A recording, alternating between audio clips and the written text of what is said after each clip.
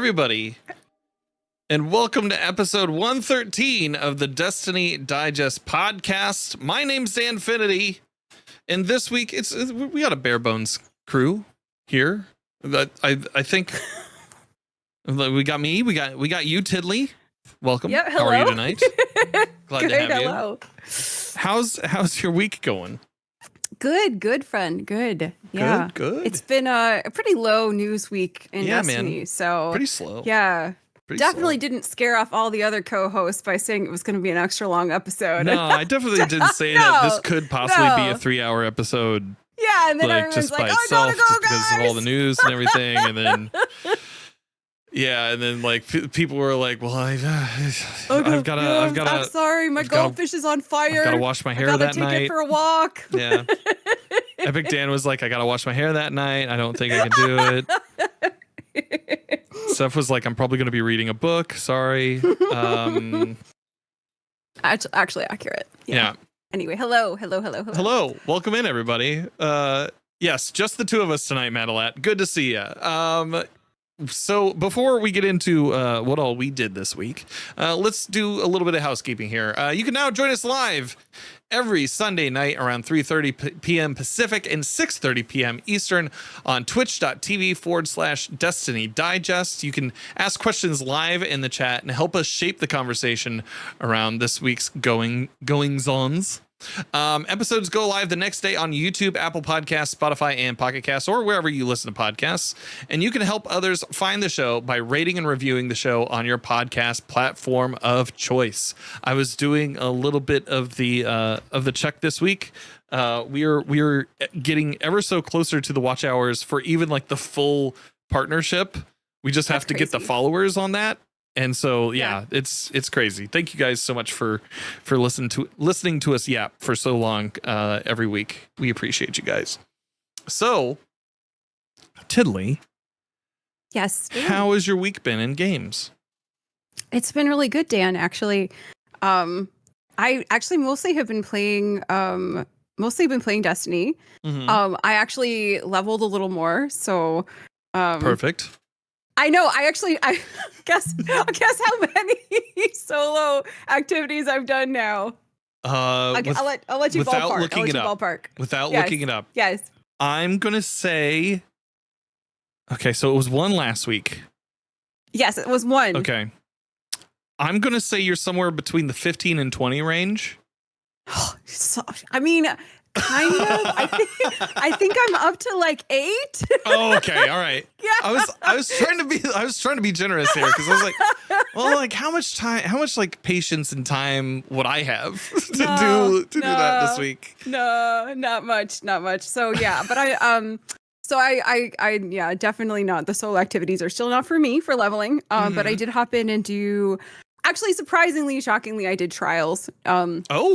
And I did PvP. So I did like a day where I did PvP leveling, and that was actually pretty fruitful. I think I gained like 35 levels. Right. So I think I'm in. Oh my goodness, I think I'm like in the 200s now. So like 230. So I'm feeling like more leveled, but still. I don't know. Still. Yeah. What Guardian rank are you right now?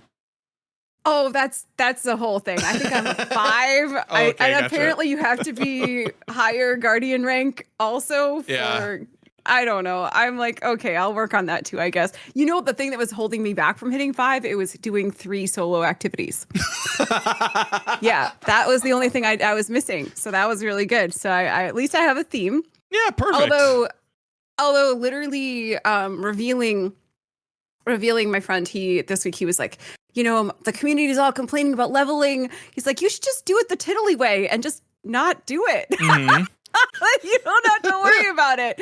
Yeah, and I'm like, he's like, you know, I think you got it right. I think you got the whole thing right. Like, you're not stressed. You're doing whatever you want in the game. Yeah. You know, you're having a good time. You know, and you're not leveling, and that's just the Tiddly way, apparently. But yeah, no, I did succumb. I did some leveling, but I did it in PvP, which was actually like way more fun because. You know, as you know, it's fun to play and hang out with people on stream. So I was able to do PvP with friends. Although Trials, I have to say was pretty terrible. Definitely I don't think we run rounds. I don't think we won a single game though. Yeah. I mean, we were doing it for leveling, and the leveling was very good. The solstice drops were really good. The leveling was really good, but the actual matchmaking was very much like bad. Yeah. at least for me. We got shit on, to put it politely. So it's okay. But yeah, what else this week? So did another 5 feet. I'm really liking those. That was really fun. So kind of like going through, I did mine last week. I took 2 more gamers through this week, doing another one for 2 more of my friends this Friday. Okay. So, but I'm really enjoying that. Also got, oh my goodness, the crossbow is so good. It's so good. The raid crossbow is so good. We were talking about that a little bit before we got the digest going. But apparently Vorpal is broken, and it's giving 35% more damage than than intended. So if you get a field prep for ammo with Vorpal, and then I can't remember what the mod is. There's a mod that Temporal Blast, I think. Temporal Blast. Temporal Blast, you do like I think 8k damage, and then it does an additional amount of damage. But it cooks. It's really, really good, and it's so much fun. And it literally is holding left click, so it's like as easy damage as you can possibly get. So I got a god roll on that one. And I got a god roll on like the fusion also, which I know some people have been looking for damage loadouts. So I'm still looking for a good SMG roll, but it feels really good because even like I know I haven't been leveling, but even doing like the 5 feet raids, I've been getting like tier 4 like raid loot. And that's feeling really rewarding. Like I'm feeling really good about that. Like I'm at like 230, 240 or whatever right now. I'm still getting like tier 4s from doing like challenging raid content. So I'm like, actually really enjoying that. And the crossbow, chef's kiss. Like I know they're gonna nerf it. I know they're gonna take my toy away from me, and that's okay. I'm just trying to use it and enjoy it as long as I possibly can. So that's fantastic. How was your week in gaming, Dan? My week in gaming was really good. I actually so my character, where am I at? I'm up to like 330 now. And I'm looking at like account level. Account level and character level 330. I didn't really focus a lot on Destiny this week. We played a little bit on Tuesday. My week in gaming was tied very closely to the charity event that we were doing this week. So like we just wrapped that up. We hit our goal. It was awesome. It was really, really cool. Congratulations. Yeah, that's amazing. Yeah, so like we did that. That was great. We did a 4 feet raid on Tuesday. I've yet to do the 5 feet. Nice. I did get the shader, so that was good. Oh, okay. Yeah, got the shader for grabbing all the like little collectibles and everything in there. So that was neat. Okay. We did. What else did we do? Yeah, Thursday I took a break from Destiny because I was like, I deserve it. I deserve this for myself. And I played Sword of the Sea, which is a game by Giant Squid. It just came out on Tuesday. The game is about $30. I believe that it shows up on that it's on PlayStation and Steam right now.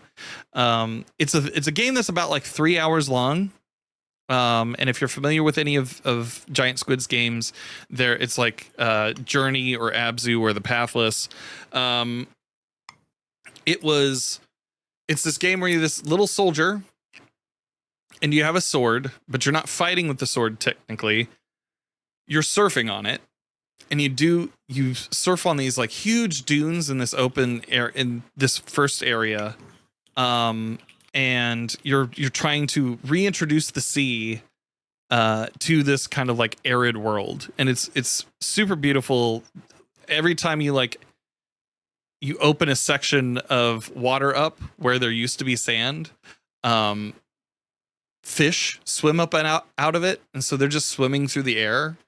And that's cool. Yeah, so you can hop on sea turtles, you can hop on whales and stuff, and they'll carry you around the level higher and higher as you go up.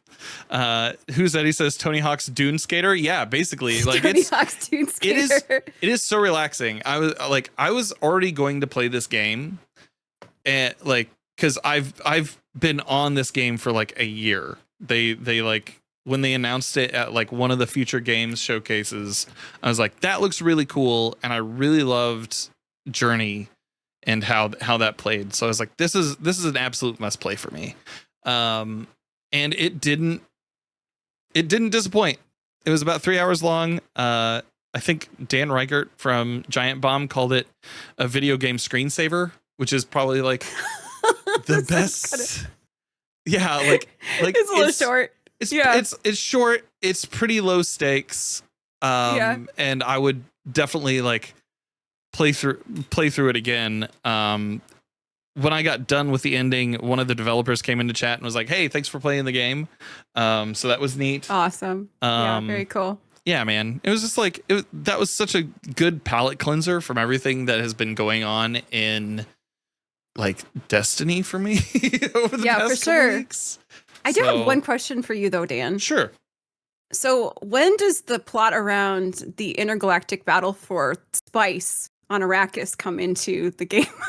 I believe that comes in hour 4. I just haven't made it to that. Like I rolled credits at hour 3, so I was like, I mean, you didn't quite get there. I just didn't quite get there yet, and it was, fair. You know, then the politics come into play, and then the the space whales, space politics, absolutely, and so it's just tough. It's just tough to know. I guess is there like a way to, are there like triumphs or like things you need to complete? Can you 100% it? Like, is it replayable? Yeah. Okay. So it's completely replayable. Like my score at the end of the thing was like 233,000 and something else, but like it doesn't really keep track of that on the screen for you. It just so it's like after. Yeah. Well, like when you pause, it shows up, but it's not constantly up there for you. I think the biggest thing there was one room where you could hop in and there's these jellyfish that you can unlock, and they're just little jump pads that you can jump from one to another, and it had like a Tony Hawk level where it was like, okay, you have to beat this score in this many seconds. And so I just hopped on a jellyfish and just kept doing tricks over and over again until fun. Yeah. You like a little mini game. Yeah. It was super fun. Yeah, I love that. The environments were beautiful. There's one environment in there that's probably my favorite in all of video games, and like no lie whatsoever. Like there's a section, I don't want to give away too much. Sure. But there's a section where you have to build a bridge, and you're building this bridge, and like when you turn the last lever on, all of the world is just ocean, right?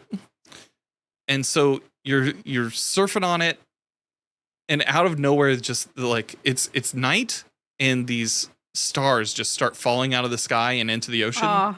They're like crashing all around you, and you're just kind of getting thrown by the ripples every once in a while. It was such a cool space and such a cool feeling to go and do that. That's amazing. Loved it. Just loved the entire thing. Look at you enjoying video games. Man. Yeah, it's almost like they're supposed to be fun and not homework. It's actually like they're supposed to be fun and not causing constant consternation. I don't think I've seen one bad remark about Sword of the Sea. I don't think I have.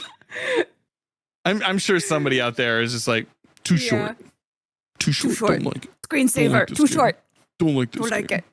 No. But yeah, that's been my week pretty much. That, and I did do some like I started hopping into Mass Effect 2 again. Oh wow, okay. Just to like I'm doing some character missions in there just to get their loyalty up. And so I think I ran like 2 or 3 of those like over the past couple of days and just really enjoyed it. I think Miranda and Liara, I did the Liara mission from Mass Effect 2. Have you ever played Mass Effect 2, Tiddly? I haven't. I'm very familiar with the series though. Okay. Is this your first playthrough? It's my first playthrough like at this point. Like okay.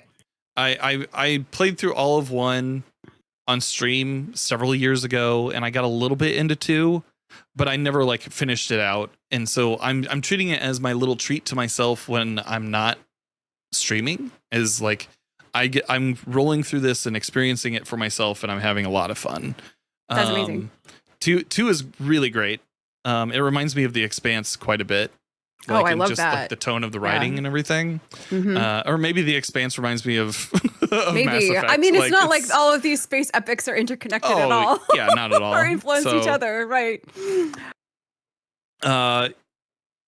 Yeah, it's such a cool game, and I'm just enjoying my time and not stressing the Destiny 2 grind too much, because I know that there's going to be a lot more of it. And there will be. And then you're going to do more once the next season hits. Yeah. And this week I'm going to be gone to PAX West. Come find me in booth 1530.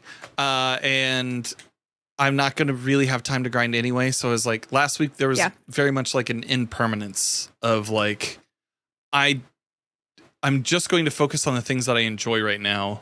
And then I'll come back to the grind the week after next. That sounds a little like the Tiddly method, not going to lie. Yeah.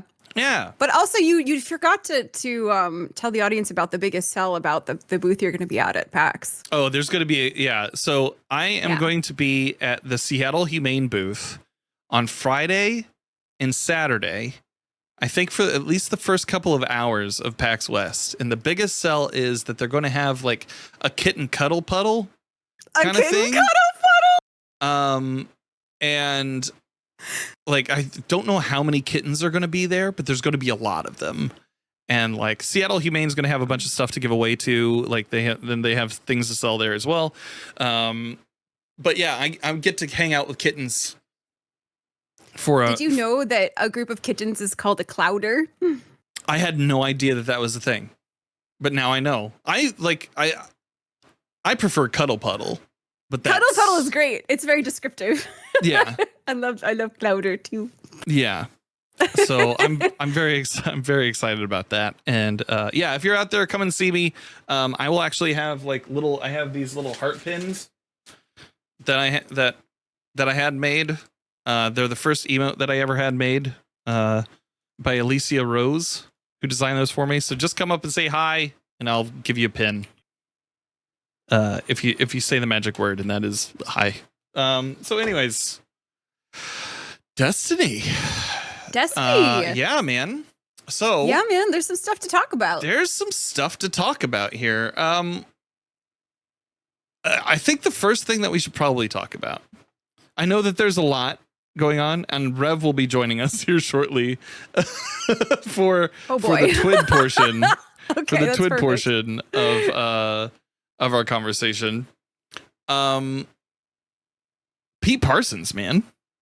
Yes. Yeah. Big news. Yeah. For those not in the know, so we received the TWID on Thursday, right? Yeah, we received the TWID on Thursday, and that kind of got people up in a rile. We'll talk about that here in a second. But then, like, shortly afterward, like, this article came out, the Passing the Torch article. Yes. And I think I saw it like a minute after it launched, and I was like, oh boy. It was all over. Everyone was talking about it instantly. It was all over. Yeah. Yeah. Who knows if that was planned, if they knew that the community reaction to the TWID was going to be so weird, that they were just like, you know what, let's soften the blow a little bit.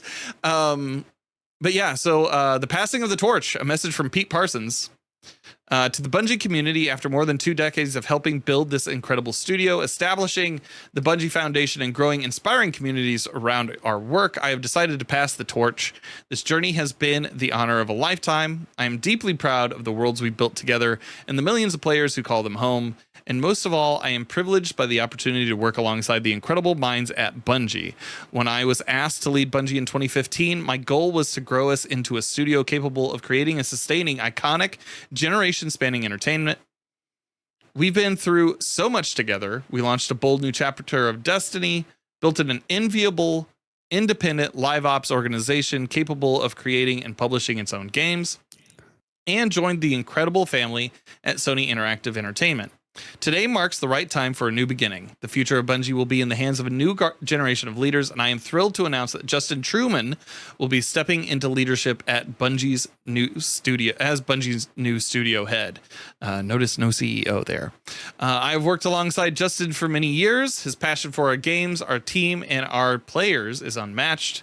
As a leader in engineering, production, and design, and most recently as the general manager for Destiny 2 and our chief development officer, he has been instrumental in bringing some of the most memorable moments in Bungie's history to life. He lives and breathes this studio, and I have full confidence that he is the right person to lead Bungie forward. Thank you for being the best, most compassionate community in gaming. It has been a privilege to serve you. As for me, I'll be the second star to the right and straight on till morning. And I believe that after he wrote this, he pantomimed his hands on a wheel, and he went vroom vroom, and he just drove off out of his office after all of them were in a line. All the cars following. All the cars were in a line, and he was at the front of them, and he had little leather gloves on, and he just goes vroom vroom, and he drove them off. Indeed. This is weird, because this is something that I think the community has been clamoring for quite some time. The community has been asking for this for a while. I think that it was just his handling of the layoffs was very tone deaf. And I think that combined with that was just really, really poorly handled. And then I think that a lot of people blame a lot of issues with the game in general on the C-suite and not on the developers in general at Bungie. And so I think that Pete Parsons in particular has taken a lot of critique. And I think that with Sony taking over, this is something the community has wanted. So I don't think anyone is sad. Everyone's like, oh, well, anyway, So I think that the chatter that I've been hearing is that people are slightly concerned about the new studio lead, because there was some PR drama. Back in 2023, I think it was. So it's been a minute. It's been a minute, but he did say he did warn live service games not to over deliver. So maybe we can talk about that for a quick second. So I think there's this concern because he made that comment about what that's going to mean now that he's the lead for the studio, right? Yeah. Going back to Pete for a little bit. Sure. One of the things that I've seen a lot from people who ended up leaving the studio because of the layoffs, were like, ding dong, the witch is dead. Like, I believe that Liana posted that shortly after Pete left. Man, I feel like that's a cloud that is at least passed from the studio a little bit, and maybe we'll see something from that. Something that I've seen, because he was the CEO, right? Like, he was I believe he was the CEO. I believe he was the Bungie. CEO. Yeah. Yes. Yeah. But now, Justin Truman will be the studio head. Right. It's an interesting, that you noted, the titles. I didn't actually notice that before. I wonder if that means that they're still doing a CEO search just generally. I don't think so. I think what we're Do you think it's a new reporting structure because of Sony? Yeah, I think what we're seeing is the CFO from Sony a couple weeks back, we talked about this, was like, hey, so Bungie was independent, and that was one way of thinking, but now they're not going to be independent, and we're going to fold them into PlayStation Studios and figure out what that means. And I think that this is just that transition. Yeah, independence to under the umbrella, so that they're reporting. Yeah, I mean, it could be. I mean, I think it's good, though. I think that this is something the community has been asking for. I don't think anyone is upset about this change. I think this was considered to be just wildly hailed as good news. So, and I know that there's been some concerns about Sony's involvement, but if this is the direction they're taking, then great. I mean, good first step. I think that I have some qualms about not having a CEO for Bungie and what that means in terms of just being completely enveloped under Sony's umbrella, how much creative control they're going to have, because that was an ongoing question. I think that's something that we discussed at a previous episode, was how much creative control are they going to have? Is Sony going to micromanage them? Of course we want them to kind of be their own entity, under the umbrella. But we want them to, because they put out amazing content when they're able to be creative. And so we don't want them to be subsumed completely. But yeah, I mean, I don't think anyone is upset about this change. I think this is like a super good change. And I think I feel like for me, for Justin, I am like absolutely down to give him a chance. Like I don't know a lot about the scenario. I mean, in terms of over delivering, I think that they're like I mean, I don't know the entirety of what happened with the layoffs, but I feel like there was this period of COVID expansion that happened and a lot of tech studios had to lay off. And in terms of like over delivery, I think that setting reasonable like deliverables is part of what you should do as a studio head. Right. But I also think it's a terrible thing to say, like, as a PR move, like, let's not give people everything that they want. Right. Because that's what people hear. They're like, don't over deliver. They're like, wait, but we want the content. Why should you not try to deliver your utmost at every single expansion? Right. Not thinking about like resources invested and like, like employees and time and all these. There's like lots of quantifiable resources that have to be considered for sure. I don't know. I feel like he deserves a chance. Like, people are saying the comment may have been taken out of context. I don't know. Yeah. Yeah. So yeah, but I agree. I agree with Bergen saying in the chat. Like, I need to see what he can do. Right. Like, I don't just say something, do something. Like, show me that you're going to make the game amazing, because we all want that. Yeah. So what I'm seeing here. So we'll read Justin Truman's portion of that here in a little bit. But I'm also seeing what like Pete Parsons came up in the studio as like an executive producer and studio manager. Like when he was from Microsoft in 2002 as an executive producer and studio manager. That's when he came to Bungie. And then he left shortly after like Halo 3 and like ended up coming back during that whole transitional period. Like in 2016 he was announced as the CEO. So like he came from like more of a managerial background. Yeah. Whereas like Justin Truman, and we'll read his bona fides here, it seems like he came from more of like, he was a developer. He like touched major parts of this game and may have made some faux pas. But like Justin Truman, his portion of this says, in the 15 years I've been a developer at Bungie, I've worn a lot of different hats. As an engineer, I wrote some code I'm really proud of for our original weapons, abilities and networking in Destiny 1. As a designer, I helped craft many of our Destiny 2 systems, including some of the in-game systems I got terribly wrong at Destiny 2 launch. As a producer, I helped our team build and roll out Destiny's first seasons.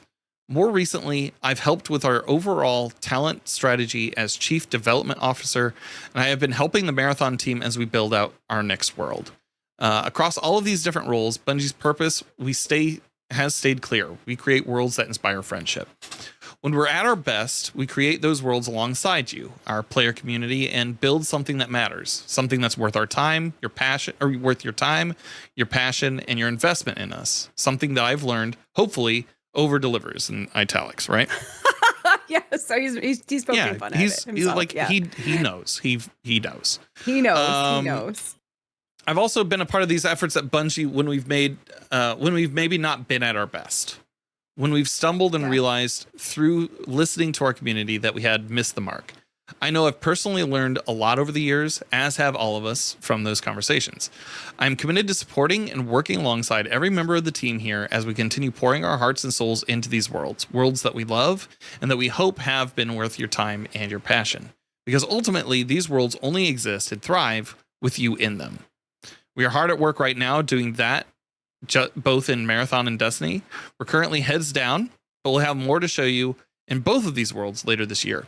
In closing, I know I can speak for all of Bungie when I say I appreciate your passion, your perspective, and the time you spend with us. Per audacia ad astra, Justin Truman, studio head, Bungie. Wow. Yeah. Yeah. So like, yeah. He's self-aware, at least. Yeah, at he least knows. He's He self-aware. knows what people are saying. Yeah. He does. I mean, go ahead. I mean, it is interesting because like when I'm reading that, it sounds like a cover letter to me. You know, as somebody who's applied for like managerial type roles, like when you don't have to know every subsection that you manage. Like, obviously you trust that your employees, but it reads like a cover letter. Like, I'm qualified for this job because I've done all these different roles at Bungie. I've done engineering, I've done development, I've done producing. I know everything in and out. Like, it sounds like a cover letter. I've done some good things. I've done some bad things. Well, yeah, I mean, the culpability is interesting. Like, I do appreciate that. I feel like the self-awareness is good. I feel like he's like basically saying, we know we don't get it perfect every time. I think the ability to say, hey, we did something wrong is really important in leadership. Especially in a live service game, because I don't think you are going to get everything right every single time, and that's absolutely okay as long as you're willing to admit that and improve things, right? I don't think anyone in the community expects Bungie to get everything right every single time. I think that having leadership that's like, okay, well, my bad, that we could do that better, is that's more important to us. That's more important to us, which kind of leads into sort of the other conversation we're going to have today about like the grind and the TWID, right? Is like, we want them to say, hey, this didn't work out the way we wanted. Let's fix it for you, right? Like that feedback, that culpability, the like, let's get it right. Let's get it better, So that, I mean, I feel like all of that is very, very promising. But I think that I feel like with any kind of change, there's trepidation. I think that people are nervous. I think that overall this is a positive change, and I'm hoping that it'll be a really positive change, because it's not just change is not necessarily bad. It also creates opportunities. So hopefully this will create opportunities for the game to improve. I also feel like this was one of those things where, like, Justin Truman coming in, he might be like a good transitional moment for the studio as it becomes like somebody fresh faced to the leadership role, that when PlayStation gets folded in, when PlayStation folds Bungie into PlayStation Studios. Yeah, I think that's probably what's happening. Pete Parsons, not saying that like Justin Truman's like a pushover or anything like that. I'm just saying that like they're probably looking for somebody else to deal with that's not Pete Parsons, and that isn't Pete Parsons in that room. And we don't know we don't know what kind of golden parachute Pete got. Like, because like one of the articles that I read this week talked about, we can kind of estimate what like maybe it might be, because the lawsuit with Chris Barrett in Bungie, where like Chris Barrett is suing for $80 million worth of damages. He claims the studio owes him $80 million. So one can estimate. Yeah. Yeah. So yeah. It's, I mean, just bring a trailer, Dan. That's how you'll find out how much he got, Yeah, exactly. Yeah. But yeah, I think I have to say allegedly during the Chris Barrett situation, even though I wouldn't talk to that guy in real life. So I would recommend other people do it. But yeah, so it's like, that's pretty astounding. I will say, when I like, despite the over delivers thing, whenever I see Justin Truman in like a vidoc or anything like that, he seems truly passionate about the game in a way that I think is admirable. I want to see the Rev was saying like actions over words now. I don't care for the fluff. Like, they feel it's insulting. I too am like, hey, like deeds not words right now. Right. Right. Show us. And prove it. Like, I'd rather see that. Ryan Gilliam, and who previously had worked at Kotaku, who was writing guides for Destiny for years and years and years, had this to say on Twitter, and I thought that it was probably important to read here too. Justin gets Destiny. I have a lot of faith that this will lead to a brighter Bungie. Also, I understand what he meant in the GDC talk. However, this is extremely based and very funny. Well done. And he's highlights the like over delivers thing in the thing. So yeah, it just seems like it's a wait and see kind of thing. Yeah, for sure. I want to see how it does. I know that the ship is not immediately going to right itself. Because like you're still going to have some remnants of past managerial decisions. Yeah, there's a lag too. We all know that the content that they're working on right now, we're not going to see for like 6 months to like a year, right? So we all like the content that we're getting like right now ongoing for a while is still going to be Pete Parsons like managed content, right? But I mean, we will see a transition. I think this is a net good outcome. This is a net good outcome because I think Pete Parsons, like the community was really, really over that. And I'm really glad that they've transitioned him out, and I hope it's good, but I think it's net positive, 100%. I think like I would like to see what this transition means for the direction of Destiny. Like, so let's get into the TWID, I guess. Let's get into the TWID, baby. I'm gonna invite Rev in here. Oh, turn the Rev, volume down, guys. Rev, don't yell. Rev, don't yell. Let me let me manage your audio here real quick. How are you today, bud? Hi, guys. Hi, Rev. Hello, friend. Hello, buddy. How are you today? I've got words to say. Yeah. Yes. Yeah. I know. There's words. Yeah, there are words. Yeah, man. So we just talked about the Pete Parsons, Justin Truman thing. You clearly have thoughts. So, my apathy has outgrown everything else now to the point of I no longer give a flying fuck what comes out of any official Bungie com. I want to see their actions, their words into actions. I want them to bring back the Bungie magic, as it were. But as mentioned in your chat, by comparison, another dev who had a bad season in Path of Exile 2, Grinding Gear Games, just dropped the fattest dub of all time because they did something Bungie used to do.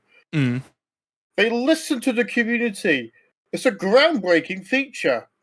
Now, not everything inside this patch is a W. There are some L's in there. There's some teething problems. There's some head-scratcher moments. But 90% of it, goddamn, they listen to us. It's insane.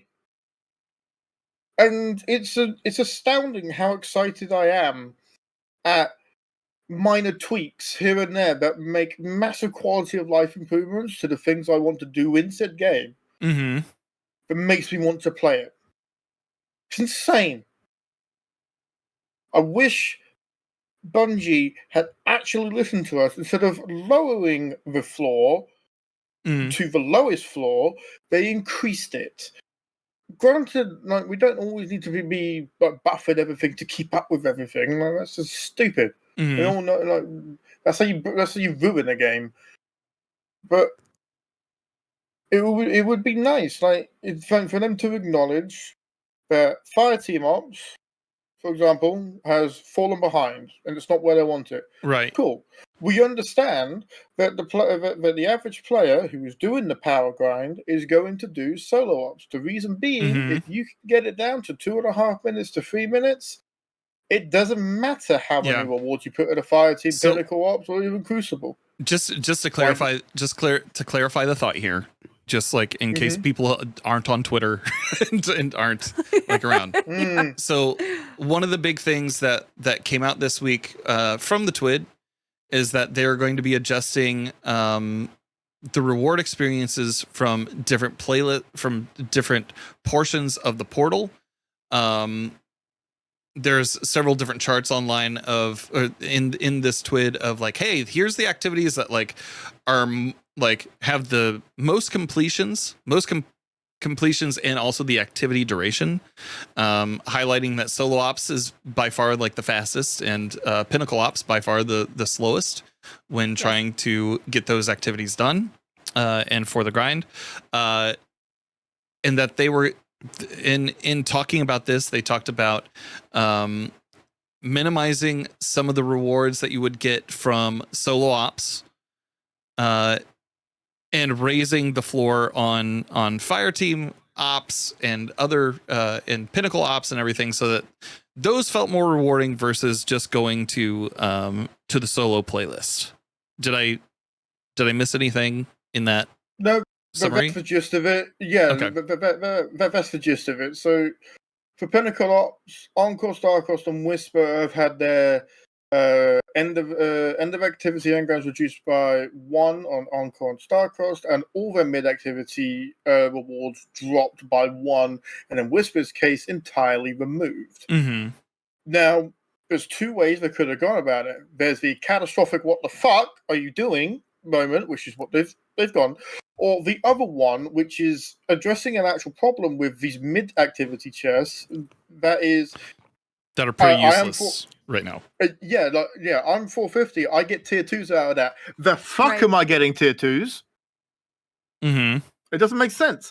Tier 4 bare minimum, because that's the stat range is 70 to 75. I would obviously like a tier 5, but we can't always have what we want. Right. It should scale with the person's power level. I don't understand why that's hard. And then as well as them trying to push Fireteam Ops to be like, hey, you guys should go for your power over here. They're adding 2 battlegrounds, 3 strikes, and 3 expeditions from Plunder. Mm-hmm. TLDR, we have done these before. Yes. Yeah. All the activities in the portal are the old activities being new. Old content. Yeah. Yeah. Now, I know when we went into this expansion, that the content will be in the size of Rise of Iron. I'm like, okay, cool, that's not a problem. We had a new strike. We had a bunch of other things that were new. We didn't get anything new, really. We got a new activity which is on cooldown for 2.5 hours. Oh, for fuck, why? Mm-hmm. And it's only available for 30 minutes. Mate, what do you mean? Why not just have it on the entire time? Yeah.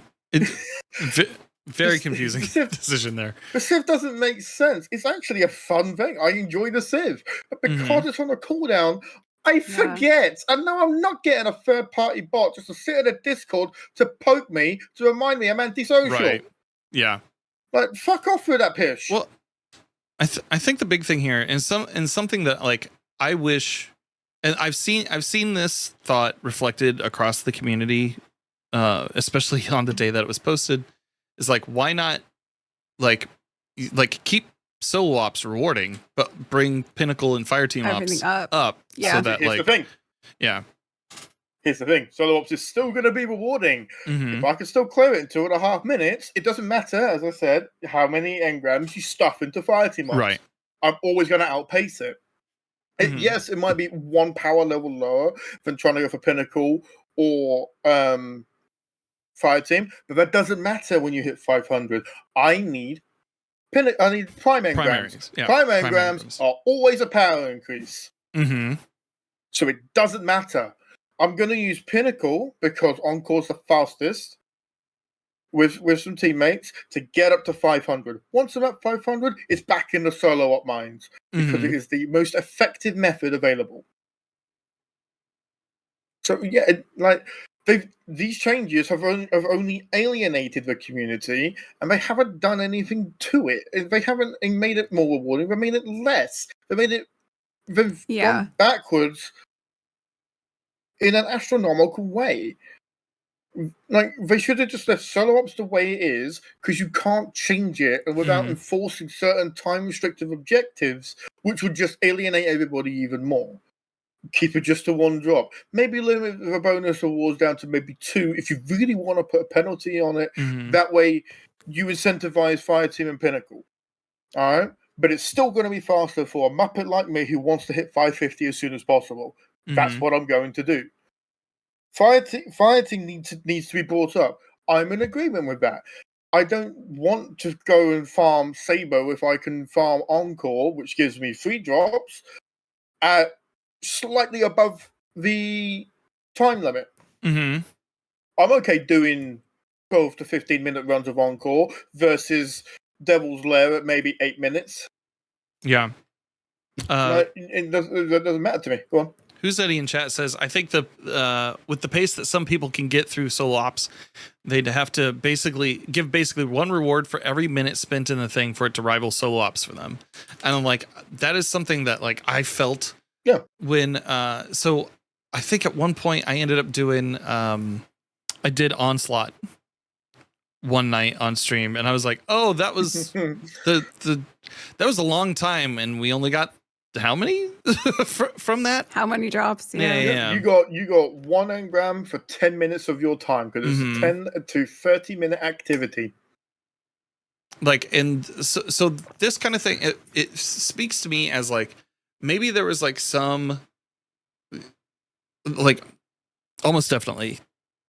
Well, I don't know for sure. We'll say like maybe there was some like the like commandment sent down from Pete Parsons Mountain that was like, hey, we need people to spend a lot of time in this game. Like while we aren't attracting new people, we would like to maintain our player base and maintain their time. And so the portal was designed, and the new grinding system, because like people were calling for like a steeper grind and everything. I know I remember. I didn't ask for Sisyphus. Are you mad? Right? No. I'm not. I mean, I'm not calling you out here. I'm just saying some people talked about like a steeper grind, and yes, and so they were trying to deliver on that. Like the thing about like a game like this is like there's just such a broad audience for it that you're going to have so many people yelling if they don't get it just right, and like that's where we are right now. It's just like a lot of people yelling about all sorts of things for their voice to be heard. I'm hoping, my hope would be that like with Justin Truman, maybe here in the next few months, like after the plans that they already have set in motion for Ash and Iron come through, and we see some more things for Renegades pop up, they're like, hey, you know what? Like we swung like the classic Bungie thing of we swung this a little too hard. And we'll start seeing some more things pop up, hopefully to maintain the player base that they have now. But I don't see how any of this is really attracting new players or really like engaging the players that they have. Right. So I have a couple points. I mean, I think the first one I probably articulated before on the podcast. And I kind of agree with you, Dan. It does feel like they're like, okay, well, how do we capture and maintain the player base that we have in the time? Because they want like hours spent on Destiny, right? That's the deliverable, right? It really does feel like somebody sat in a room and said, let's push leveling through this portal, right? Like all of these activities that we've already done a million times before, we're pushing leveling through this new UI because we want people to use it. We want this to be the place people go for grinding. And personally, and I will say this over and over until I'm blue, I feel like that's misplaced. I feel like leveling has traditionally been connected to endgame content in Destiny. And for me, endgame content should be the most rewarding place for leveling. Not that there shouldn't be opportunities to level for people who are casual or solo, but I feel like the fact that like solo grinding is the most effective way to level currently is a problem, especially with Justin's coming out and saying, oh, we hope to continue to create these worlds where you can experience friendship. I'm like, this is literally the opposite of that. You are locked, sweaty with your Cheeto breath, alone in a room, grinding in the mines for like 15 hours, like at a time. It's literally the opposite of a friendship game. And then the second point I have, is that literally we were discussing last week in the TWID, they said that they were aware that the community was not a fan of the grind, the current power grind, and that they were working on ideas on how to change it and improve it. So to say that, to articulate that in last week's TWID, and then to come out with this week's TWID, which really it's very much actions not aligning with words. And I think that's really the root of this really knee-jerk community response, which I feel like is absolutely justified. I feel like people's anger over this is absolutely justified because it's not like they're not aware of the problem. They're like not they're not improving it. They're not improving it. And I think and maybe there's other things that are going to roll out. Maybe it's just, between 1 week and the next, it's like not enough time for them to roll out the changes. But like, tell us, like, just, say, okay, well, our plans in the future include XYZQ to make this grind more palatable to people. But it really felt like they said one thing last week, they did something completely opposite this week. The community feels like they're not being heard, and people are angry. And I think it's absolutely justified. And the Cheeto breath was not an attack. I was gonna say, man, like I showed up. What do you mean? I showed up to that meetup at GCX one time with just straight Cheeto dust fingers, shaking people's hands. He had to call me out. Upset. I thought we were friends. You think I want to do that with Cheeto dust? It's a requirement. I mean, I feel like we're at 80% Cheeto dust at this point. So, as gamers, longtime gamers, right? Yeah. Yeah, man. It's just like, it's kind of confusing where we are right now. I just want to play with friends again. Like, they took away, they took away so much that was used as like a social point. Like, you go off and farm GMs at this point of the season. Like, yeah, we had one weapon a week, and we didn't need the armor. Well, I need the armor now, and the armor is actually pretty decent. If you don't get your full set piece of tech set, you're throwing. But what came in place of them was conquests. Conquests are incredibly rewarding. And they're one and done. Luckily, they are being a repeatable thing. That's one of the small W's in this type, by the way. But it's not all doom and gloom. Contests will be repeatable.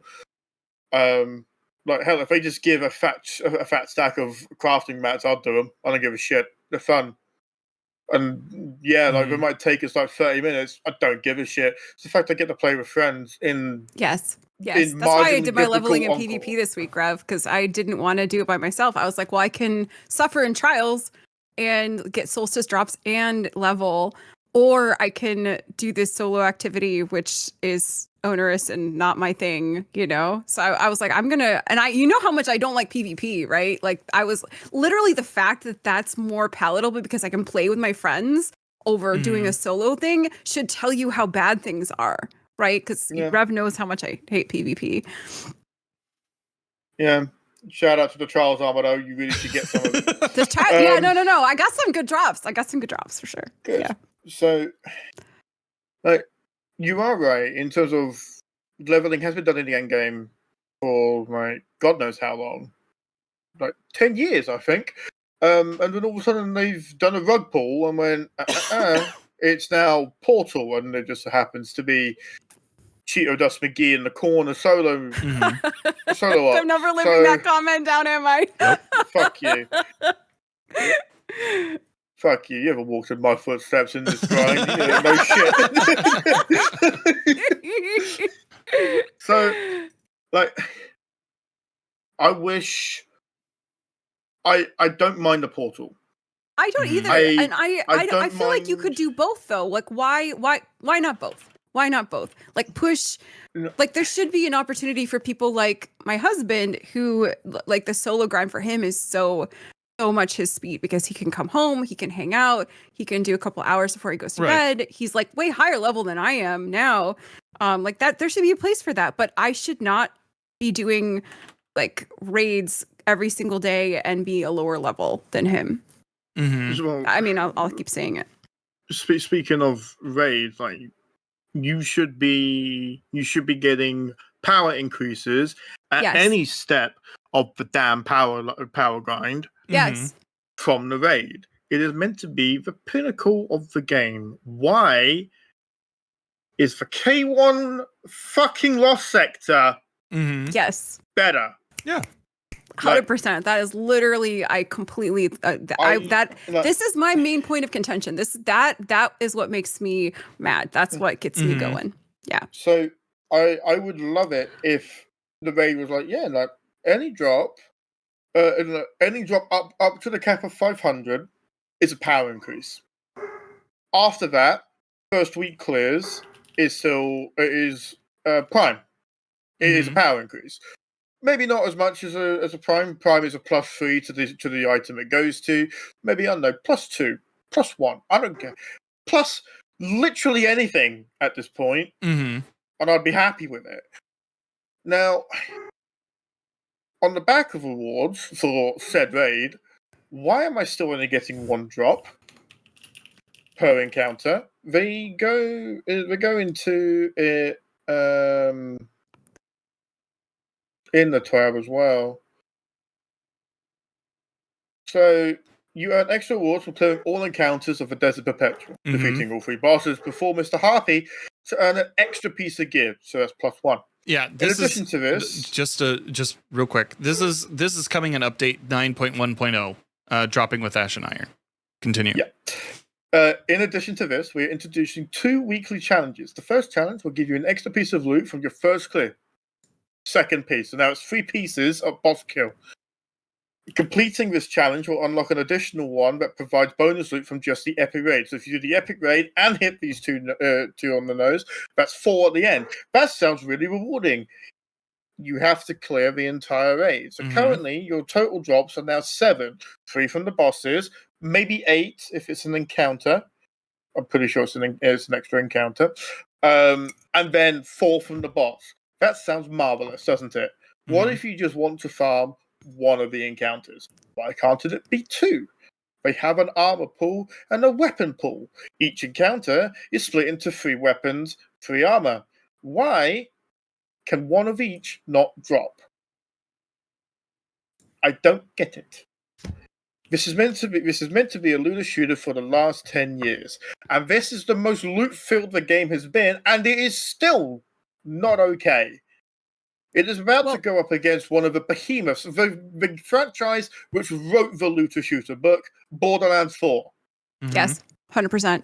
Yeah. It is going to lose catastrophically. You want, mate, the amount of tweets you are going to see about this is what a looter shooter is from people who have never played Borderlands, and I highly recommend you. This is a good time to go and join the franchise, by the way.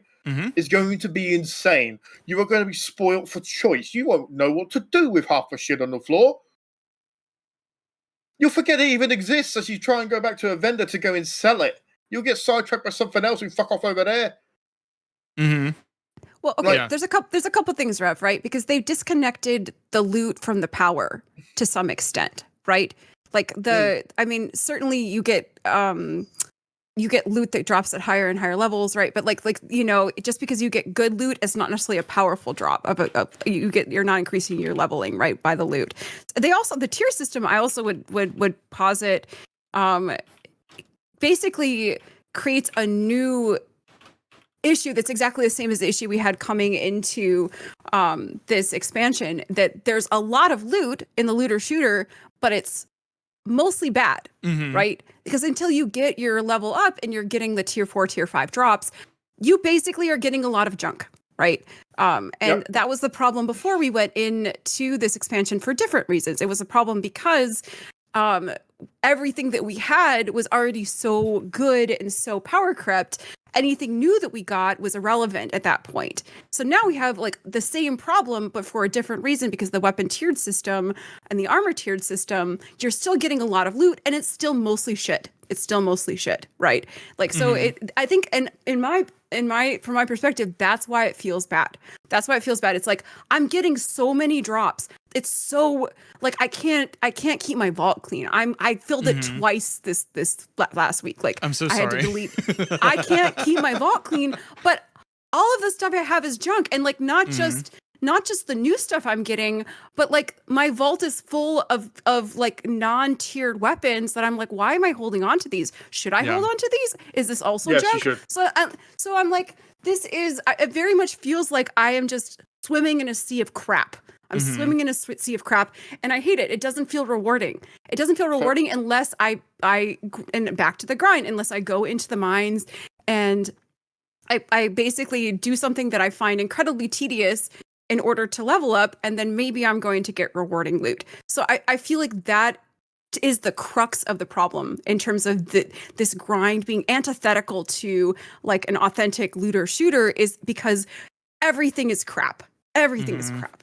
There's something they should have done like, and I'll stand behind this, like at launch, is to give everything, like, even regardless of if you can earn it through like tiered activity, give everything a tier, because yes, it has made it like so that half retroactively the stuff in your vault, right? Yeah. Dan, is what you're saying? Yeah. Yeah, half the stuff in my vault is just like, okay, like I'm keeping this because I've kept it for how many years now, like, and there's like a bunch of adepts in there that like I remember going in and earning with like with friends, and that I really really enjoy using, but like it doesn't do anything right now. Like it doesn't matter. I mean, I keep things because they're pretty. Right. Okay. Fair enough. They're but good, like, right? But I hesitate to use those things because I'm like, well, they're not tied into the new system.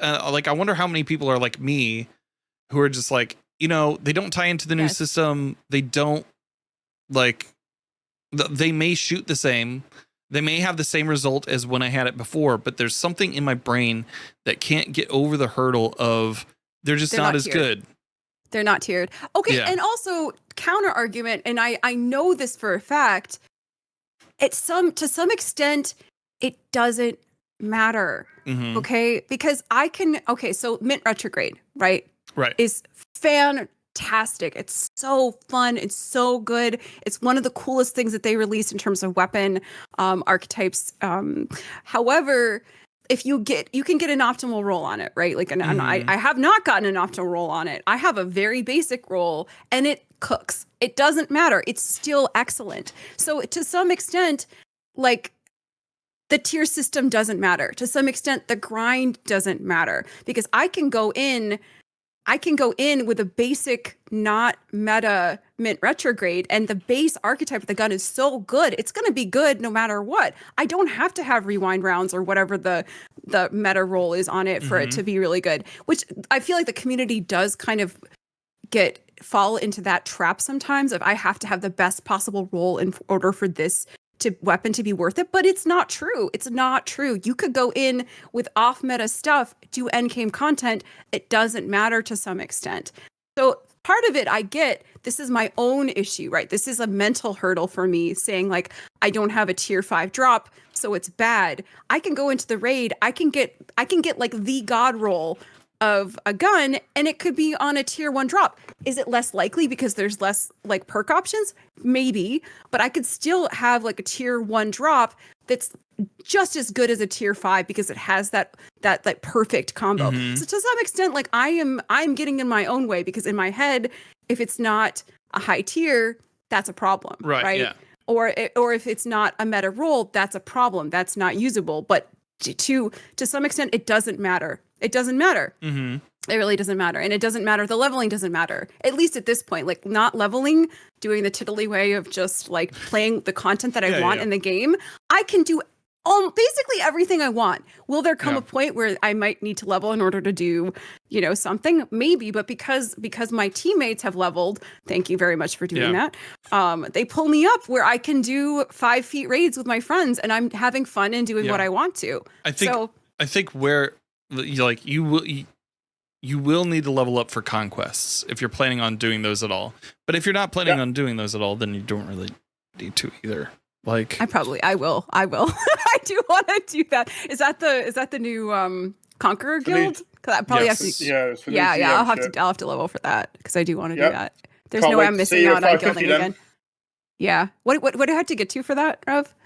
Probably 550, because we've got 4 GM ones coming in and 2 ultimate ones coming in. Yeah. And so help us God, I can't wait to do them with you, Tiddly, because there's 2 modifiers coming with ultimate. Fuck my ass. Pressure cooker. That's a weird modifier, Rev. Finish under the time limit or get kicked to orbit. Second one, and my favorite. Extinction. All players are limited to a single life. There are no revives. I love that. Isn't that like the raid, the Destiny 1 raid modifier? Yeah. Like wasn't there like a hard mode raid that you it was just built into hard mode. Like you built into hard mode, yeah. I love that. That's actually so fun. That was it. Yeah, that's so fun.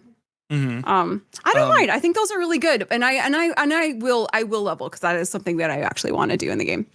I'll level for that. Yeah. Something that I've seen a little bit of from some players on Twitter is the contest mode for the Desert Perpetual Epic version.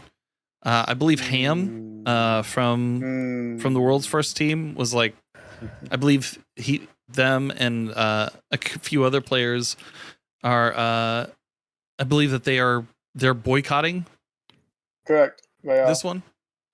What is some of the like the mindset behind that? I know not swap is a big we should talk about not like swap thorn in the side there. Okay, so part of the reason we're doing it is actually not related to anything in the TWAB. So a bit of context. One of them stated words to the effect of it cheapens my original achievement, which I kind of agree. Like we all know how to do the 4 encounters. We now have to learn how to do them slightly differently, and then also the 5th one or 6th one. Like we could add 2. So there's that for at least one of them. Ham, it wasn't Ham who said that, but after seeing that Not Swap and also featured and seasonal mods are going to be in play, they for the 4 of them decided to boycott it. No, it's only for them. Like they've said they don't expect it to take off at all, but they're letting them know, like, yeah, they were world's first for this, and they don't agree with it. No, they aren't the only ones. There's a bunch of other people who don't agree with it. Well, the records gone. There was something that we were talking about last week when we were like, like, are they going to do a world's first for this? And then, like, and I was worried that like people were going to get a little more fatigued by like having constant raid races. Sure. I think this issue has come up before though, like with like the re-release raids having raid races, right? Like the re-release of VOG having a raid race, and then it's like, well, you know, is it kind of like there's an asterisk because another team got the world's first when it originally came out, and that you're releasing a raid that you know, I mean, obviously there were modifications to the re-release raids, but you know, there still is the idea that people are mostly generally knowledgeable of the mechanics and how the raid works. So it's a re-release. It's not like an original raid race, right? And it kind of goes back to the comments that you made in a previous episode, Dan, about how these raid races were to some extent like a PR thing for Bungie. So I think this is just kind of the same issue or quibble that the community has, is like, how legitimate is this? Like, should we have races for like a raid that people are already familiar with? Like, is it about discovering the mechanics and on the first time it's released, or is there a place for this to happen? And that's why I feel like people are more about like the dungeon races, because it feels more genuine as new content. But I think this is kind of like a similar kind of issue that people are taking with it. Yeah. And then Not Swap, I feel like Not Swap is interesting because it was really unfun when we were doing Rite of the Nine. I think part of this is, and I'm not sure if this is something that was already planned by Bungie to do Not Swap for the Epic Raid, but I think that there was a lot of negative feedback around Desert Perpetual, like having DPS checks that were so difficult that swapping felt mandatory, that there were like multiple swaps, that the teams that cleared were really, really doing a lot of loadout swaps. So the community really kind of reacted like negatively to that. I think that, in my personal opinion, I feel like they may have overcorrected, because they said they did testing in the TWID that is clearable without swapping. So that's one thing. To me, that would have been enough if they were like, okay, you can clear it without swapping. We tested it. We did QA on it. Great. Asterisk on that. They tested it without the ban list. Correct. Right. Which is another point of contention about Desert Perpetual, right? Is that they tested that with things that were like banned before they came in, right? So they should test it using Grand Overture. Absolutely, because they need to test it with the sandbox that people can bring in, right? I feel like we all agree on that that's something that they should be doing. But I think at this point, Not Swap is problematic. It's not like the best teams out there aren't going to still swap. It just makes it more difficult for them because you're going to have to wait until you finish your super.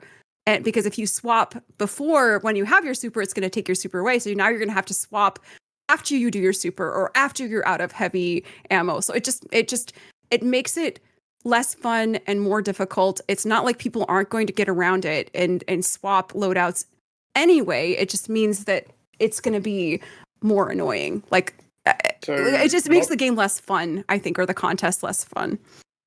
So not swap actually is not going to do anything for this. So the way it works is if you swap exotic armor off for legendary pieces and whatnot, and also if you swap different ammo types, so a shotgun to a fusion rifle, for example, or a primary to a special, that's when it will trigger. If you stay within those admittedly quite broad lines, it's going to be the same experience. This limits fringe cases, like what you said earlier about people swapping like mid DPS from from Legend of Acrius to Lord of Wolves. There is no legendary shotgun in the heavy slot, ergo it will trigger. Now, I do believe there should be a degree of hot swapping, loadout swapping, in a contest. You should have a pre-DPS, and then you should have a DPS.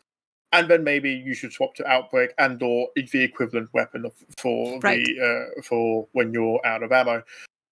But overall, not swap is not going to really affect this.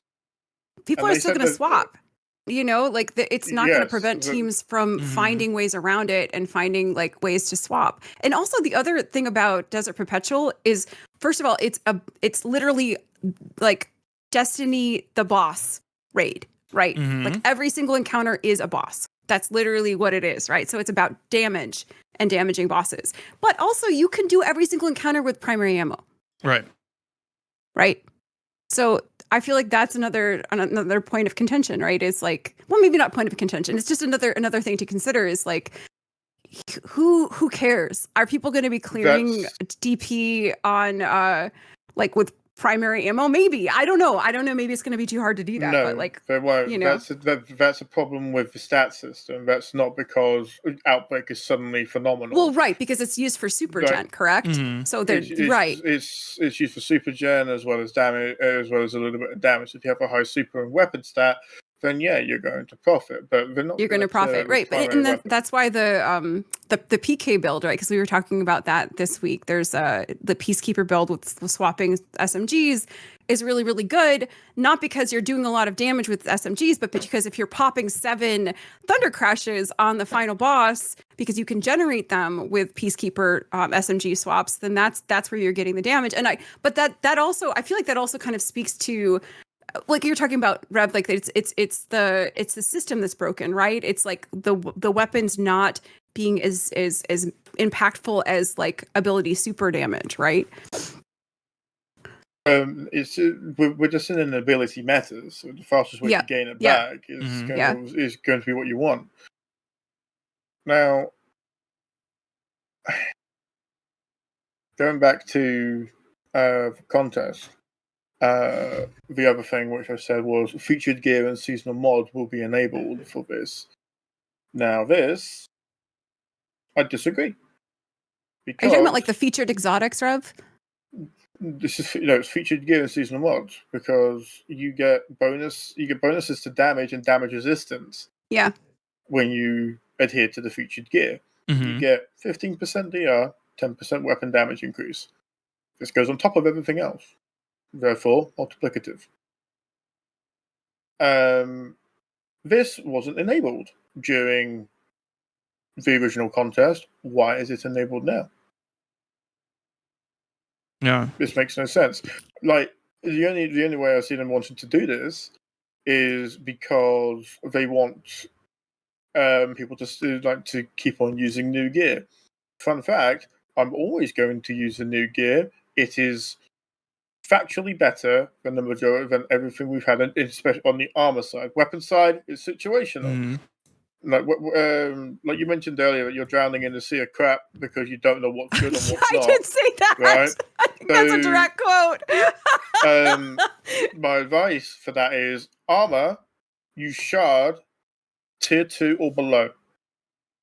Because those are the stats you weren't playing with.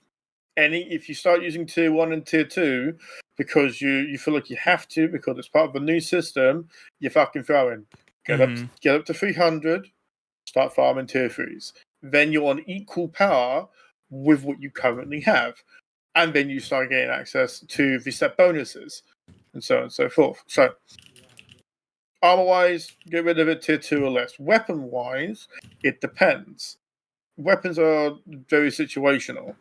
Point in case, the crossbow is currently the best damage option. It's so good. I love mine so much. Do you have one yet, Dan? Yeah, I have two currently. You have two? Sitting in my vault. One with the explosive bolt that people are seeking. I don't have a Vorpal one yet. But I do have temporal blast on it, and it's still like crazy. Yeah. So that's because of the mod. That will then change. Crossbows are shit. Right, exactly. It's just because of this the glitch, doing right? 95. It's not glitch. It's how the mod interacts. It just so happens that Vorpal is also busted on it. That's just right. Vorpal's broken, right? Isn't that the additional damage is like overtuned? It's incorrect, right? It should be 10%. Yeah, it's 35. Yeah. Well, there you go. So it's just coincidental that it so happens to be on the interact crossbow, with the temporal blast, which temporal blast also interacts with, just giving you a fat stack of damage. Oh, so that will get fixed. If I don't disable temporal blast, they will be disabling that crossbow. You can count on it. Oh, for sure. I mean, I don't expect anyone sticking that one into the epic raid at all. Mm-hmm. I don't think that's going to happen. As I said, I disagree with making the new system mandatory because it means you can't use exotic class items to be at full effectiveness. Mm-hmm. Period. Currently, the featured list is a bit shit. Not gonna lie. On Hunter, best option: Mask of Bacchus, Star Eater Scales, Pseudo Acne, and Lucky Pants. 4 things to pick from, which would be effective in a day 1 environment. Mask of Bacchus only gets a shout out because now it works for combination blow, and you can now change some ridiculous shit with it. Mm-hmm. Lucky Pants for the Spreadshot hand cannons, which I'll be surprised if they don't get tuned beforehand. I don't think they'll be disabled. I think they'll be tuned. Pseudo Acne, 45% DR whenever I grapple. PogChamp. And Star Eater Scale, 70% damage, super damage increase. If you get a good roll for that, and you still have some illegal armor of weapon and super, you can get 200. You can get up to 200 super, and then whatever you need on weapon and outbreak for the rest of it. So that's just on Hunter. I can't be asked to just swap characters and see what Titan has. And I'm not actually no. Can I click on it? Sick. See, you don't have Cures of the Falling Star, but you do have Pyrogel Gauntlets. Mm-hmm. That's it. That's it for your super. So if you want to be effective and you want that DR, you can't wear Cures. But we all know Cures is the best, so you're probably going to wear it anyway. Yeah. So I disagree with making this mandatory, and the featured exotic list is ass. Plain and simple. We've talked about that in the past. How we did for a game that that wants you to focus on playing your way and to build out to make builds to add that limitation is just really not a great, like, not a great decision. Yeah, like, what do you remember what they did to Mask of Bacchus at the start of the season? I can't remember. That's all right. Tiddly, do you know? I don't know, Rev. Why would either of you fucking titans? Right. As you know, Mask of Bacchus works with stasis and arc weaponry of all kinds. Happy days. That's really good. It also works with Lord of Wolves. Find me Lord of Wolves on the exotic featured list. Fun fact: you can't. Mask of Bacchus is there though. Make sense. Why can't I use the exotic pairing that I want?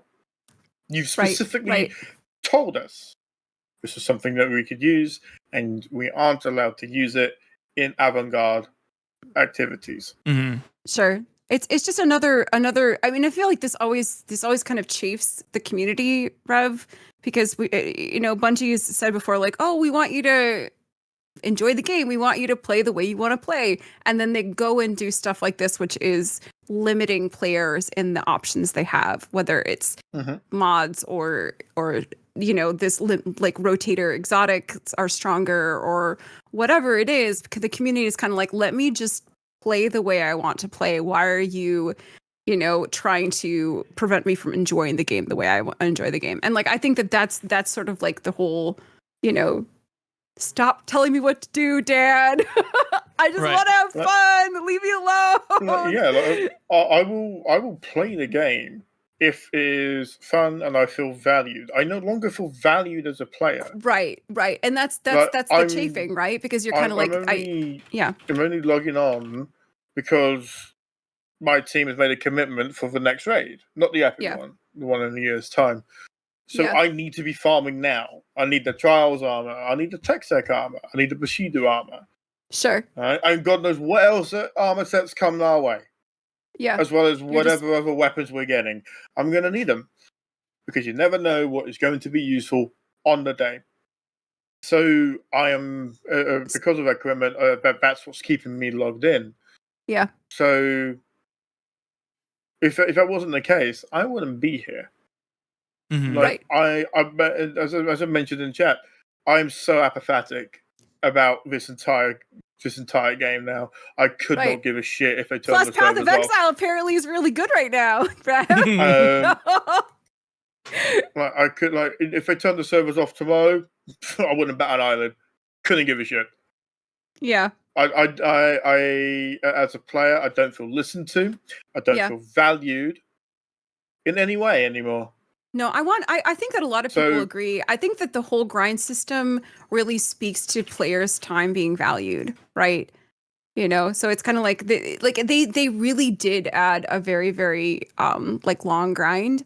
I'm actually curious to see kind of like the population stats, like the distribution of how many people have leveled and what that looks like, and like time invested, and like I because I know not a lot of people like looking at the stats do any game content, but how many people are leveled to 400 or to 450 at this point? Like, what does that look like? Is Bungie looking at those numbers? Like, are they making tweaks based on that? They will be. Like, you're gonna get some late people now. Like Fallout recently hit it. This was one of the latest like CC I know to hit 450. And it is a slog. Slog. It is not fun. I've stuck like so many fucking TV shows on the side as I do it. Dude, that's fine. I mean, It's okay, not. Rev, like I know, no, it's having a slog. Okay, maybe not a slog, but having a grind is not necessarily a negative thing in a video game, right? Like, you love grindy video games, like Diablo, Path of Exile, are grindy video games. I haven't, but I haven't. I said it's a slog. Like, this grind is shit. Right, that's what I'm saying. It's not the grind. It's the negative connotation of a slog, that the grind is not fun or rewarding, right?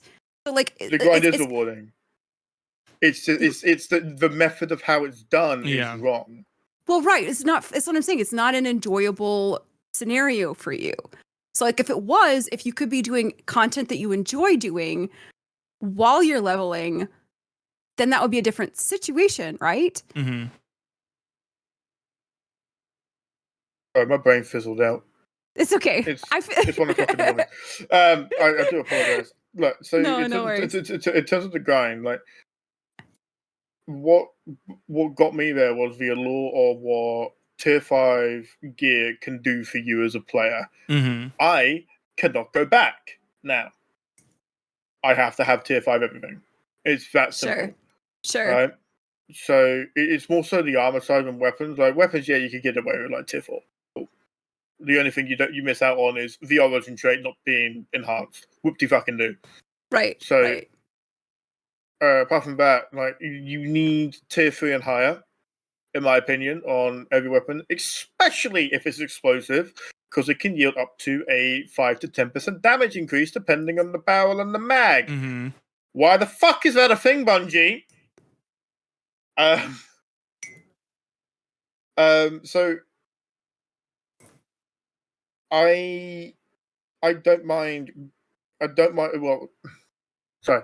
I like the reward of being able to farm tier 5 armor in the Kepler Cave and in PvP, because that as long as you get positive KD in PvP, I get tier 5s. So that is the reward, and it feels good. But the journey to get to it was asinine, Right. at best. Mm-hmm. So would you say if we compressed it, then it would be a different scenario? But then you're taking the grind out. Like, would you take the grind out, or would you make it? Would you do it differently? It's the RNG of prime engrams, because that is the only way to climb for the last 50 levels. Sure. You have to rely on primes. Yeah. There's only one guaranteed spot. That is Zavala. He offers 3. He offers a weapon at random, and then he offers your choice of armor. That's good. I like that. Why can't I just pick the weapon I need? Mm-hmm. I needed a energy weapon to get to 450. It took me 2 days. I had 8 dupes before I finally got one, and it was right. I was just farming. I was farming solo ops until one dropped.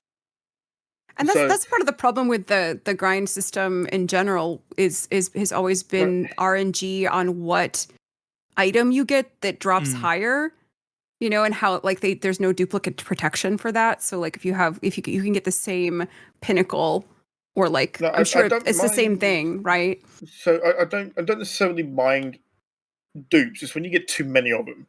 Like it feels unfun. If my primes are going to be tier 5s, I'm probably going to want to keep them, especially if they're armor. Weapons, once I get the perk rolls I need, it's done. Like everyone that comes afterwards, I shard. There's nothing new. Like I just finished up the trial spreadshot hand cannon. I finally got Vorpal Cascade. So now I no longer need that, but I still need Trials armor. I still need Grenadier pieces. I still need Paragon pieces. So I am going to keep holding them. But yeah, to go back to the notion of the grind isn't enjoyable. It's the method of getting there that isn't enjoyable. If I could do this farming conquests, I will do that all day. Even if it's still the same system of RNG, at least I get to be with friends. This game is built off the back of friendships. It's not just the activity; it's the fact that you can't play with friends. And then also somebody in chat earlier said it's like for me, I'm underleveled now, and so the optimal grind with friends is not going to work for me because I can't play with my friends who are high leveled now. Like I cannot grind with them because it's what we do is not rewarding to them. Like I've had 2 people come up to me and say, "Hey, like Tiddly, I don't care if I don't get rewarded. I would be happy to level with you anyway." They shouldn't have to do that. There should be meaningful ways that I can level with my friends and we can all get rewarded for our time. Right. Yeah, there should be. I think we should probably transition over to questions now. Sure. Yeah. For this later part of the episode. Bergenstar is asking, what are the panel's thoughts on illegal armor still being a thing? I believe they said in another comment that they wished that it would just be sunset. Around, when Renegades comes around, they wanted all armor pre Edge of Fate to be sunset. What is illegal armor? like I said earlier, it's having like weapon and super combos. There is no armor stat pairing Oh, of I any see what you're saying. kind Yeah. where you can have that. Another one would be having grenade and class. That is also an illegal pairing. Gotcha. Okay, and that's having it as like a primary and secondary stat. Like, you're talking like plus 25 on both. Right. And the reason, and that's okay. So I do remember people were grinding for like illegal armor. Right. Yeah, before like the expansion, because they knew that those combos were not going to be available and they would be like optimal. I feel like I was talking to somebody this past week saying that even if they have the illegal armor, the stat benefit isn't so much as to make it like a problem. But I don't have a lot of thoughts on this. If you guys have thoughts on it, it's 5% damage increase. Right, 5%. Okay, so it's not nothing. No, that's make or break. You think so? Absolutely. Like so it's the difference between having in the past, like to make a comparison over, like it doesn't matter if you have it, would be having impact casing on a rocket launcher. That is a 7% damage increase to the direct impact of the launcher, not the explosive part. So in the grand scheme of things, it's like 0.5% increase. This is a flat 5% damage increase. That will make or break a final stand. Sure. Okay, so it's going to matter, especially during like really, really high end game content. Not for like just general stuff. It's not going to matter, but for like min-maxing, it will matter. So I guess my question is, like obviously a solution would be to take it out of the game, right? But why not introduce it as an option for people to grind now? Is that a possible alternate scenario? It's like another armor set down the line. Right. Like what if they have another armor set that offers similar, like it's only illegal. Illegal is a weird way to say, like, it's just not in the game right now. Like what if they just add it to the game? Is that a problem? It would need to be a stat grouping, not an armor set. That is okay, stat grouping. Okay. But yes, that would be one way to immediately alleviate it, and given the fact that you can get tier 5, that's 75 stat. That is 30 in one, 25 in the other. That is on par, if not better, than pre-Edge of Fate illegal ones. If you don't like the term illegal, call it contraband. It is like people just want to have fun with the term. What do you want to call it? Armor? That's general. Like that's generalistic. I mean, it's I just call it old armor. Old armor. I feel like old armor is fine. It's just like it's just not. I don't know. Like I see where that could be a problem. I mean, but I also see where, like we were talking about for like the Solstice set, how that's a limited that's a limited time option for people to grind for that. And like, what if that is the difference maker for like the epic raid, which I don't know that that's the case at all. But it's like these limited time, combinations or weapons or whatever it is in the game that could give a team an advantage, which you said, Rev, yourself, that this is one reason why you're still in the game, because you need to be in there to get these limited time, like min-maxy type gear, armor, and weapons to be the most optimal. But I guess the question is like, what do you do with it? Like, is like Bergen is saying, maybe there's not enough time to make that significant of a change. So disable that combo. But like, how are you supposed to do that for people with their gear? These aren't limited time. Like the Solstice one was 2 weeks. Like if you want FOMO armor, then you're looking at set bonuses, not stat distribution. Right, set bonuses. Right. I'm not saying like that's the same thing, but I'm just saying like as an example of like a limited time thing that people feel like they need to grind just in case it might be useful in the future. So it doesn't necessarily. If you care, then cool. You should go and do that. Like people cared enough to farm the fucking captain at the end of Grasp of Avarice 400 times. I think it was 600 in Bog's case. Yeah. For this armor. Now, at the end of the day, like Salt of Greppo even said that he farmed it about 400 to 500 times, and he's against it, but he knows he needs it. I farmed illegal armor because I knew I needed it. I don't like it. I think everybody should be on an equal playing field. Sure. It would be nice to have a super weapon pairing, but we know why they haven't done it, because it's going to be fucking busted, and the only one people will probably run. I don't know why they didn't do grenade in class, unless they're scared of warlocks suddenly doing anything. But I'm not sure if they've seen a handheld supernova up close at 100 at full stack severity. So I think they should just add the set bonus, and it's not the set bonus, the stat pairing. Yeah. And just Let everybody get it. That would sunset by proxy the old armor set. Yeah. All exactly, because then you could, because the old armor sets aren't tiered, correct? The illegal armor isn't tiered. Tier doesn't matter in this sense. It's the stat potential they Right, reach, the stat and potential. they are technically on par with tier 3s. Right. All right. So when you got a really good got a really good set, the only time you're going to go above it is tier 4 or 5, and especially with tier 5 when you get stat tuning where you can -1 to +5 another. That's where it would matter most. Sure. Especially if you get one which is tuning on your secondary stat. Let's say, for instance, it's weapon, in this case, being the 25 one, super being the 30. I now have an armor piece with 30 super, 30 weapon. What if I got that on all of them? I can see why Bungie don't want to do it. Like, it's for balance reasons. Well, fun fact, the balance has gone out the window. Have you seen a grapple hunter? Like, mate.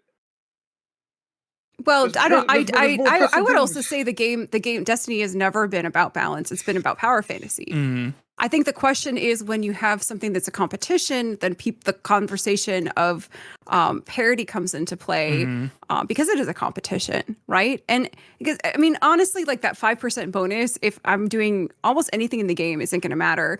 But if it's a competition and you're min-maxing for an epic raid, like, you know, world's first completion, that will matter. And that's something that like has to be considered, right?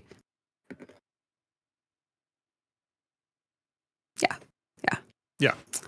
Anyway, it's a good question. I feel like I feel like the optimal solution would be to make available that stat distribution on the current armor sets. I think that would also be really fun for people to, like who couldn't get it, who couldn't do the farm before, to have access to that, or do it for a limited time, like a limited time activity or event, like a 2-week solstice style thing.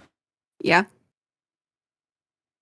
That way, that way it's available for a little while. People could farm for those things, but like you're essentially taking it out every once in a while so that they don't have like an never-ending flood of what they can get from there.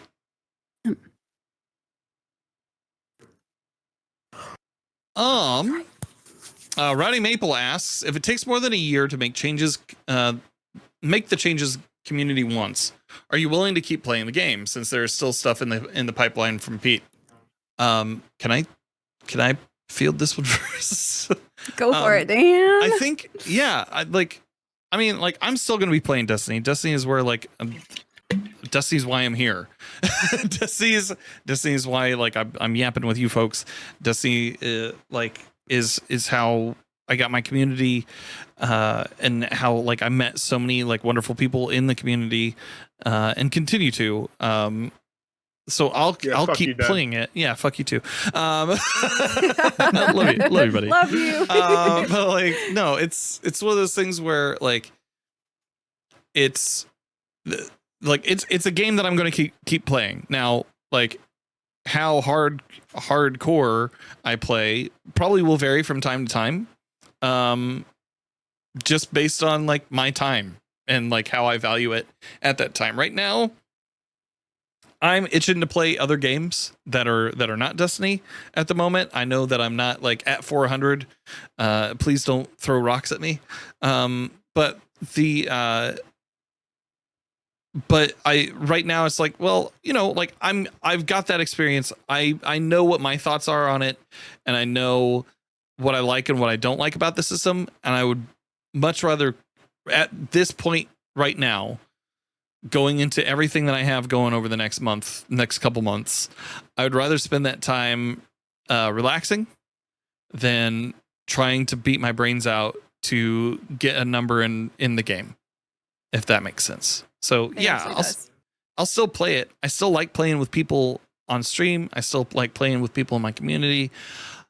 It probably just varies based on my interest at that time for what they're doing with the loot system. Right. I think, Dan, I think it says a lot, like we were talking about in the intro, that you played other games this week because you were like, I need a break. Mm-hmm. I need a break from Destiny. I think that really is kind of the flavor that I'm feeling from a lot of people right now, is that, they're not having fun playing. Does it mean that they're not going to pick up the game and play it? No, but it means that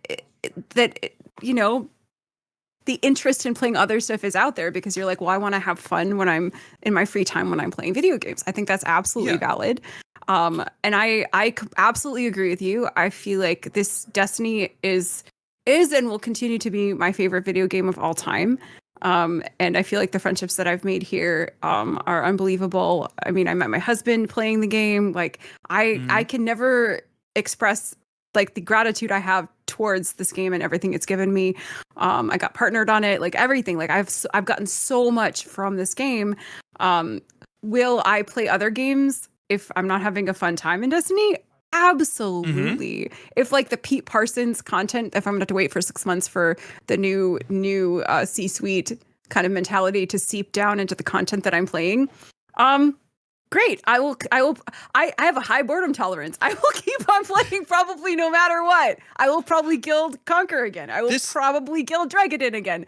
I will do all of these things.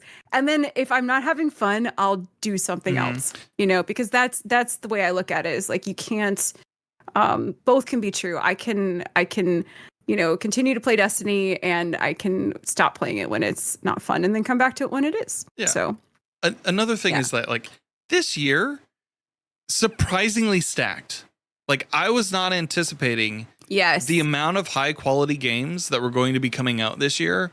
And then, like, even over the next few months, we have Borderlands 4, we have Ghost of Yote, like we have all of these, like, so many good releases. We have Silksong coming out in a week, and I know that some people are very, very stoked on that. I haven't played Hollow Knight, so I don't know that excitement, but maybe I'll get around to it. But I think it's one of those things where, like, there's too many video games out there. I've said this in private before. Well, and maybe I'll keep it in private. I think there are people who are fans of video games and people who are fans of Destiny.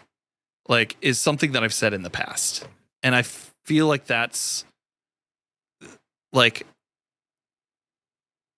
the best way that I can describe that is just that there's some people who like Destiny is their entire life, and they're like, I don't know, I just really love video games, and like, it's taken me a while to, like, really break out of my shell when creating stuff outside of Destiny, to, like, try to play other stuff. But yeah, man, I just love video games.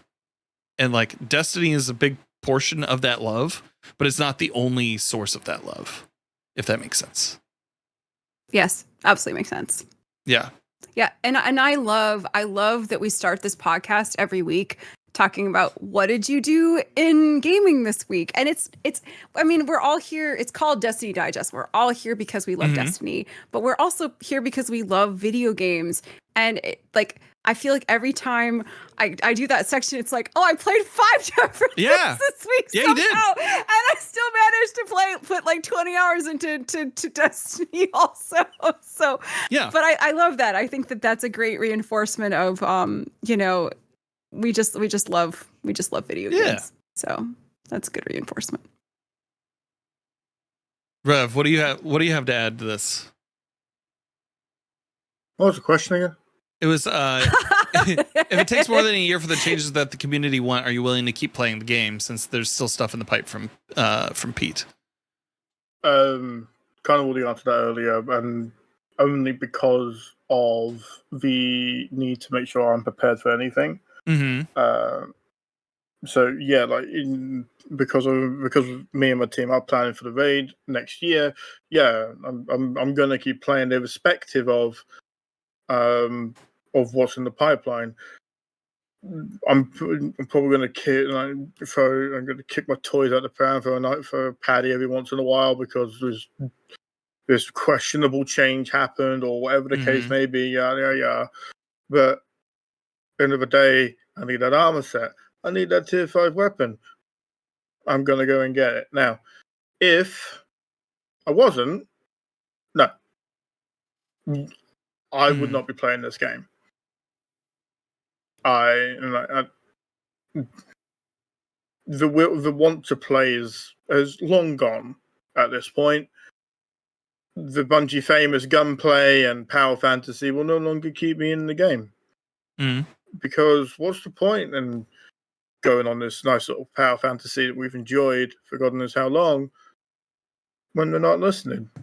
Yeah. I as a consumer myself, I respond well when a company actively listens to their player base and goes, okay, well, we're going to try this neat little change. Let's see what you think.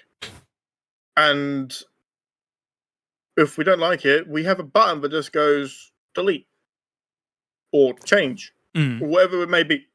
Like Overwatch is doing this in their stadium. They're doing a draft feature, which is designed to stop mirror matches. So same character versus the same character, but also to enhance counterplay before the games even begin, because you can't swap characters when you play Stadium Overwatch.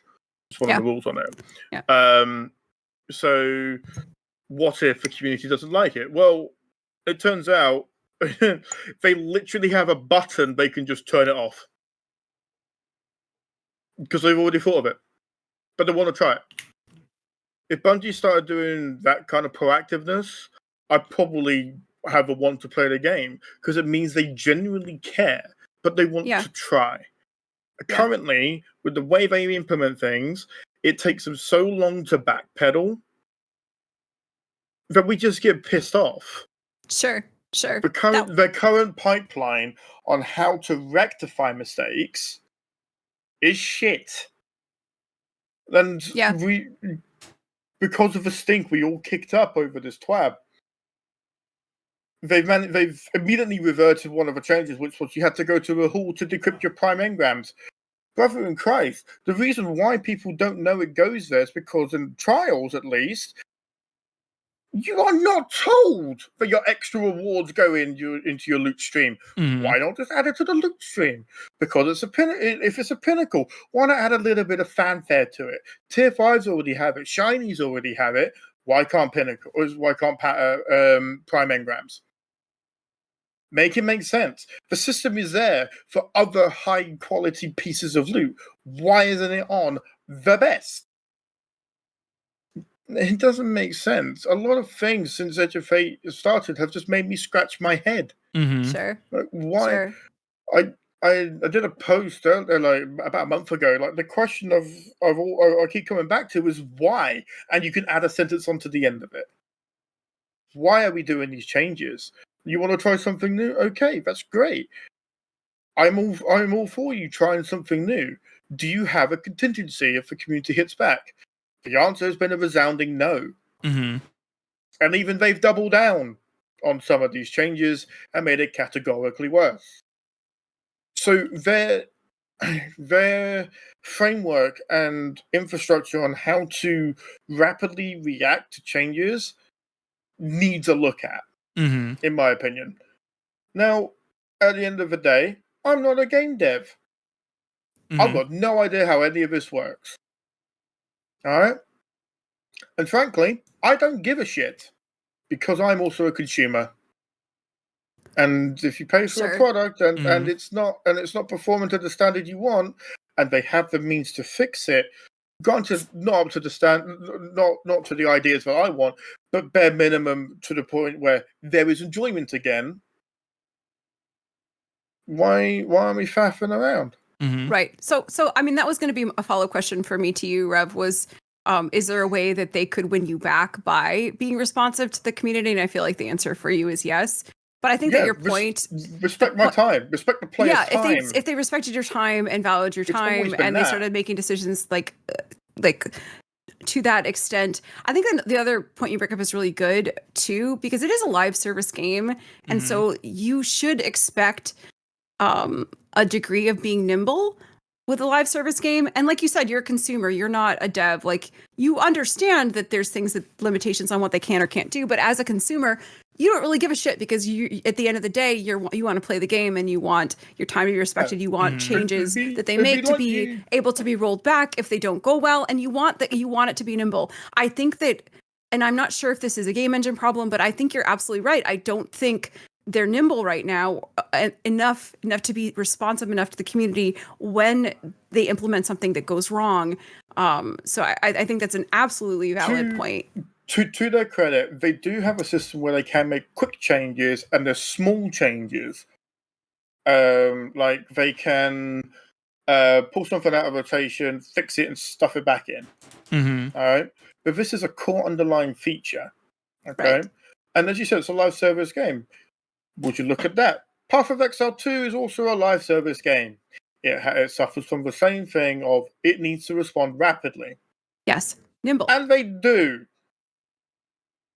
It's incredible. They do. It's possible to do it, is what you're saying. Like, even for like a AAA game, it's possible for them to be reactive, responsive. And I think Path has been active for a lot longer. It's been active for almost, I think 12 years now? 12 years, so longer than Destiny. So, this is Path of Exile 1. You can still go and play that, and you can play for everything that's ever been released on it, by the way. There's no FOMO. So, granted, there are different genres of games. It's an ARPG versus a MMO, FPS, RPG. God, the fucking acronyms. So there is a categorical difference between them. But at the end of the day, the pipework needs to be like fundamentally the same. They need to react differently. Rapidly. Fucking up words. It's 2:00 in the morning. It's late for you, Rev. It's okay. Yeah, we have a couple more questions here. So, okay, sounds good. It would be like to give it like an analogy. It would be like you taking the car and an engineer like describing all the bits and bobs. Are either of you two mechanics? You just want the car to work. Yes, I am. You want the car? You're a mechanic. You want the car to work. I get it. I absolutely get it, and I agree. We don't need to know how I'm glad that they share in the TWIDs how they make the pudding, but at the end of the day, I want the pudding to taste good. You know. Yeah, so. I don't. Why'd you put pickles in this pudding? Why is there mayonnaise and Jell-O? Why is this a Minnesota pudding? What is this? Why is it hot? No, not hot pudding. Why is this pudding hot? You gross. Ooh. Anyway, yeah. Agreed, Rev. Agreed. Fat Factor Creation asks, given Bungie has on multiple occasions said that they want to close the skill gap ceiling across the player base, isn't introducing the tier system in its own requirement kind of undermining that? No, if you give access to tier 4 and 5 pieces of gear at regular intervals to the general populace. I don't think tier 5, the high tier gear should not be handed out willy-nilly. That will undermine the system. I believe a leader should have a system in place so that your gear matters. This is the equivalent of granted, Destiny does have the color-based loot system of white, green, blue, purple, yellow. But we only really give a shit about purple and yellow. Let's be real. Yeah. All right. We no longer use blues. We no longer use greens. In other games, they have made it so that some greens and some blues matter because they're unique. So there is a way to make all gear matter if you so choose. But I don't think everybody should be on an equal playing field. It'd be fucking boring. But if you want to go into contest dungeon and compete with the best of the best, pull your socks up, and get grinding. This is what it looks like. It's shit. You're gonna hate yourself, and you're gonna rewatch fucking The Rookie again. God damn it! But you're gonna get it done because you need access to tier 5s. Yes. No. Heard. Which is why I did it. I need tier 5s as soon as possible. The sooner I start farming them, the sooner I can slow down.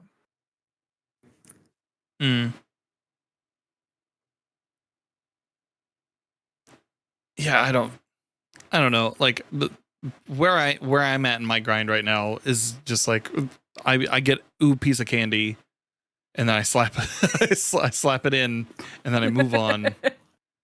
And I feel like the skill gap, I'm still playing essentially the same game. Like I'm missing out on maybe like a few percentages here and there, but I've never been somebody that has played for min-maxing in that way. So it's still possible to play this game without min-maxing everything out to like the maximum. Like the thing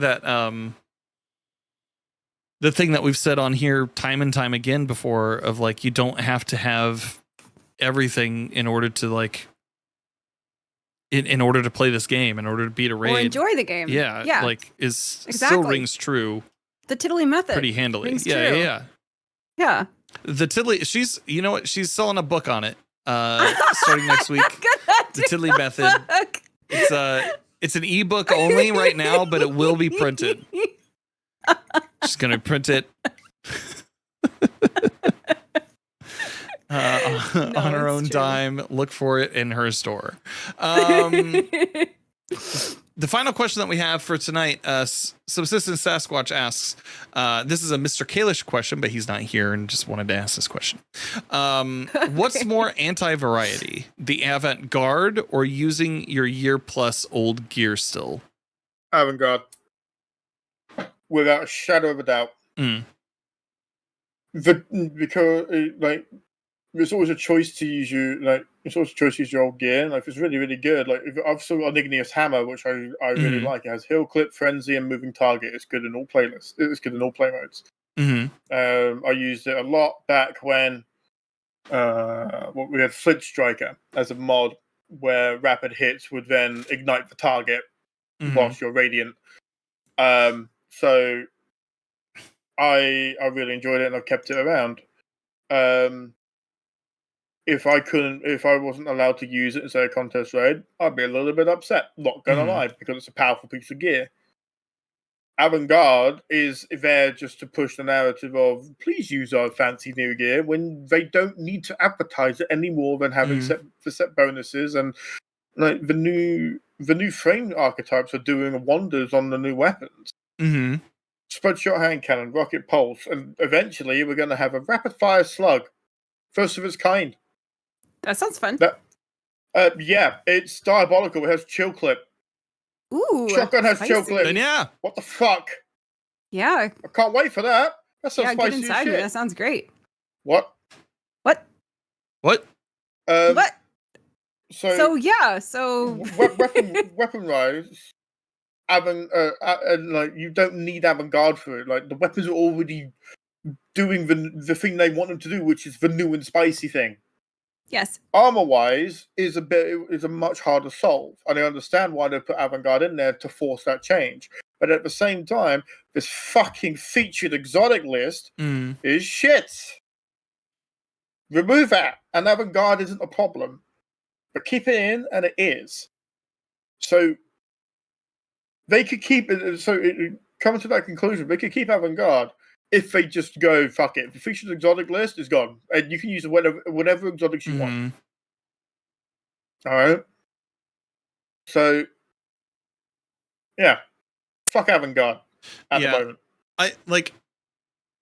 I guess I kind of get what he's trying to say here is like, well, if you have old armor and then you're still using it, like, why, like, that's still anti-variety. I will say, like, something that the new system has made me do, and is probably what they were intending, is for me to try out more of the weapons to like slot into my kit so that like it's forcing me to use things that I normally wouldn't use in my kit to like get more of a flavor of it. Now, I don't like the avant-garde modifier. It's for me, it's whatever. I've pretty much replaced all of my old armor with the new armor anyway. I'm using the new weapons primarily because like a lot of them are good. I wish there was a glaive that I could use right now that fit into that whole playlist and that whole thing. Shocking indeed. But like I also reflect like your comments on like the exotic playlist, like the exotic weapons and armor not being a part of the system, like that. Those things should always be a part of it to help with that fantasy. Like not even that fantasy, just like with that promise of build, because there's I get why they're doing it, because they're probably seeing like high numbers on some things and lower numbers on others, and they want you to mess with a variety of different builds, and they want to build out a meta like specifically for that season, and they want that season to have an identity. But like my Guardian doesn't have an identity right now, so like it doesn't make any sense to me. That's fair. The thing is, like, the season already has its identity by way of the artifact perks. They kind of dictate what elements you're going to use. Currently, it's Solar Strand and Stasis. Well, fun fact: Vex Mythoclast, Tiku's Divination, Duality, and Sunshot are not featured on the exotic. They are all solar weapons. Oh, Terrorbear and Lord of Wolves. Can't forget those. They would be phenomenal in this season, but you can't use them in avant-garde stuff. So I can't run around with Peacekeepers and Terrorbear in a GM environment because it slap on the wrist. That's a no-no. Like, why? Why can't I use the quirky shit? Red Death isn't on the list. Fucking Red Death. Icebreaker's not there either. And they're all good weapons. So, like, hell, even Ergo's Sum, I think that's hilarious, actually, like, isn't on that list.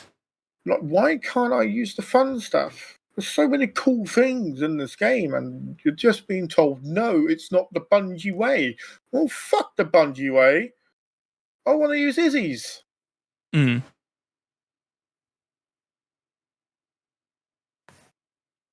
Yeah, I don't know. It's a confusing change. Infuriating. It's a confusing change why they would do it that way.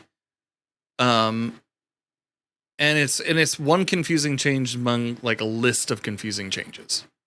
And they even left Kvostov off the list. I'm mad. I need to stop looking. Yeah, I think it's less about like the old gear, the old armor and stuff. Like, fine, like get.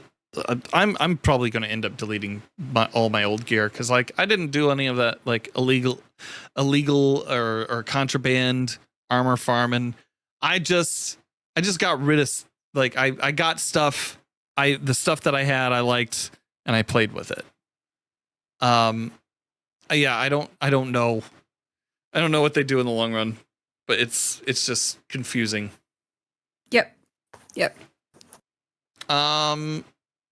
All right. Yeah, I think that's all the questions fit to print. We're going to take this in for a landing. Abantus came in. Good old Abantus. Can we get a shout out for Abantus, please? Catching the end of the show, but man, things are in an odd place right now. Yeah. Yeah. Weird. Yeah. That's a good way to describe it. A little weird. Yeah. So yeah, that's we're going to take this in for a landing. Thanks everybody for coming and listening to the show, for coming and asking questions. Thank you all so much for everything that you do every week. And we appreciate you all. We're going to go ahead and tell people where they can find us on the internet. Rev, I know it was a little impromptu for you to come and join us. Thank you so much for popping in. Where can people find you on the internet, bud? You spawned AI. You spawned me in. Where can people find you? You can find me. You can find me on Twitter if you really want. Word of warning, though, I don't give a fuck. Yeah, Jenna DeWinnett says that you can find him on OnlyFans too. Jenna, Guys, gals, non-binary pals. What? Yeah, you can find me on Twitter. I do sometimes stream. I am on Blue Sky, but I've forgotten about it, like with most people. I use Buffer. I use Buffer for everything. So like I see my feed occasionally, but I might do that. But the reason why I'm still on Twitter is because everybody else is still here. Mhm. But that's all the news I want. Everybody's still in hell. I'm just going to stay Not here. me. I'm free. All right, Tiddly, where can people find you on the internet, friend? Yes, you can find me on my Twitch channel, twitch.tv/Tiddly, Monday through Friday, 9 o'clock Central for Auditory Caffeine, and also on the Blue Sky. And I am Tiddly on Blue Sky. I'm free from Twitter. Congratulations. You cannot find me there. Thank you. Thank you. She's not free. Nobody's I'm free. I'm free. I deleted my account. It's gone. My name's Danfinity. My name is Danfinity, and you can find me on just about every platform, Danfinity GG. I will be this week. I will be a little less on the stream. Maybe I might. I'll be at PAX West this week in Seattle. So if you're in Seattle and you want to hang out, you maybe want to grab a coffee or something, or maybe you are going to be at PAX West, you want to hang out, just come and find me. I'll be around. I'll be at booth 1530. With kittens. Yeah, with kittens, with a kitten cuddle puddle. I found it. Come say hi to me. Get a pin. Hopefully, if you're going to a panel, I'll probably see you at the No Clip panel. Maybe. Yes. No. Maybe. But yeah, just come and find me. Preferably not in my home or in the place that I'm staying. But yeah, just anywhere else. Come and find me. Find me, but no light stalking. He hasn't left out the car. Oh no, you can hang out in my car. It's cool. What? What about in the pub? Find me in the pub. But yeah, that's it for me. Find me on all those places. Oh my God, how do I close this? Thank you all for listening. Can I close it? Yeah, go ahead. All right. Thank you all for listening, you wonderful cats. Fuck off. And we hope you find what you're grinding for. You missed that part. Please grind to 450. It's worth it. I promise.